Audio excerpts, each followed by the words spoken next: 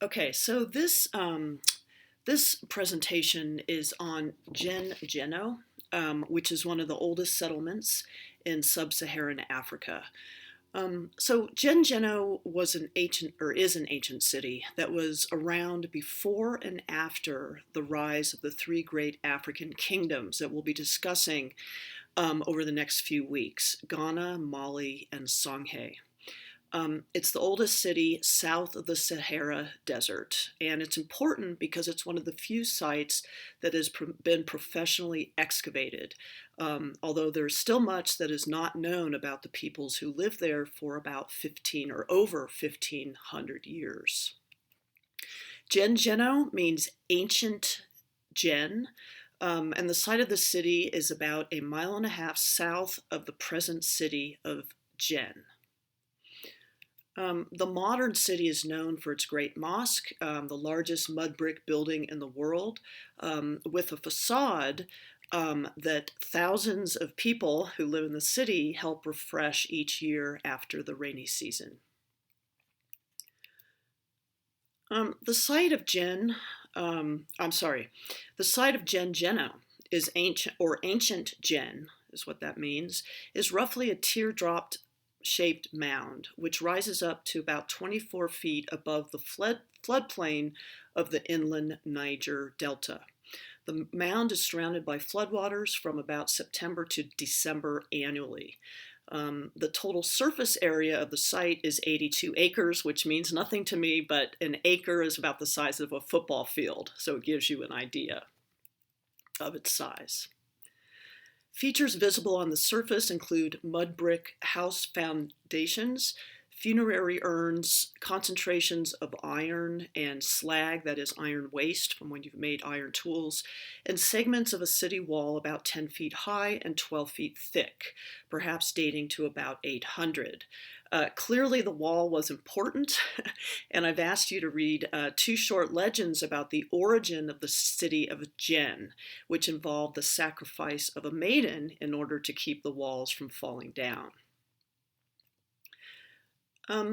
Ancient Jenne-jeno, was a good place to live because the annual flooding, like you have on the Nile River, allowed people to grow crops and then later to pasture their livestock.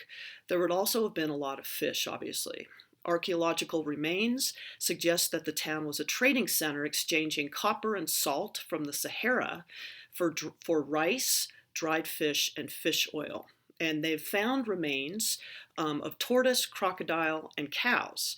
And they've also found a lot of pottery, glass beads from Asia, evidence of a long history of ironwork and smithing of high-quality tools. They used mud bricks to make their houses, and people were buried in urns, like you see an example here, suggesting that traditional African religions were practiced here.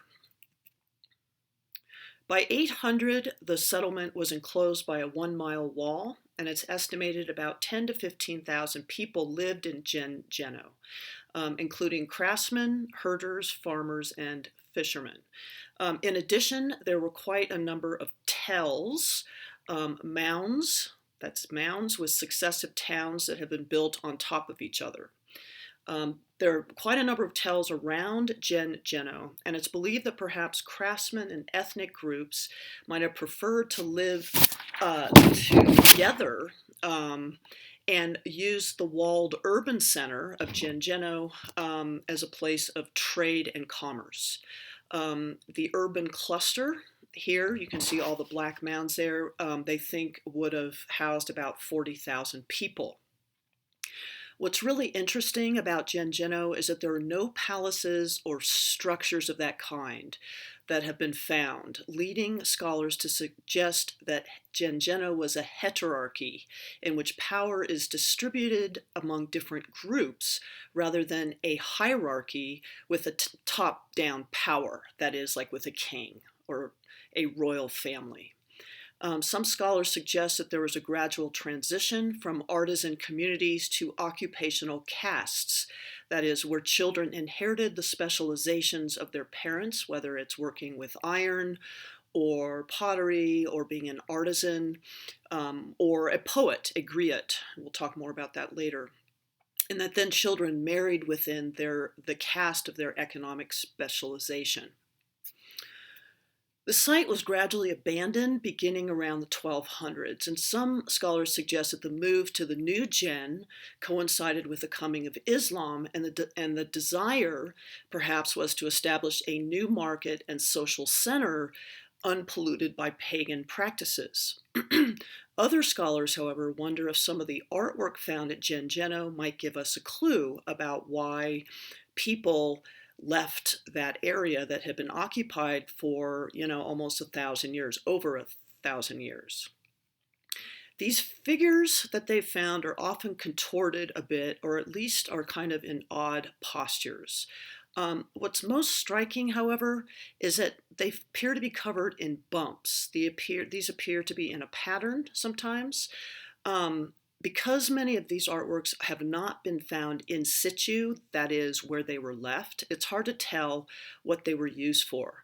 Looting has been a perpetual problem, not only at Jenne-jeno, but throughout Africa. Some believe that the bumps represent some kind of disease, like smallpox or a couple of really awful waterborne illnesses that involve worms. And certainly some of these figures do look like they have snakes or worms or something on them. Jenne-jeno was surrounded by water and was also a center of trade, and so it might have been that the town was moved to its present site because of some outbreak, combined perhaps with the new Islamic religion.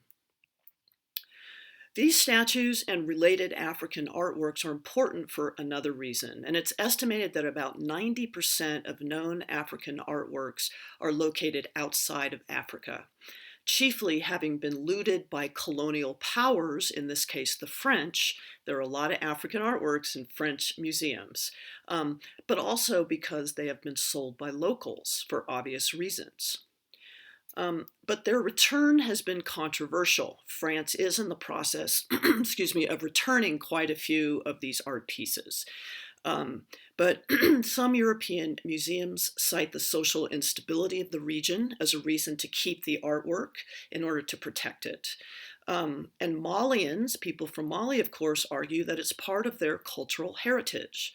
And so there has been, as I said, a gradual return of African art to its lands of origin, showcased today in places like the National Museum of Art in Bamako, Mali.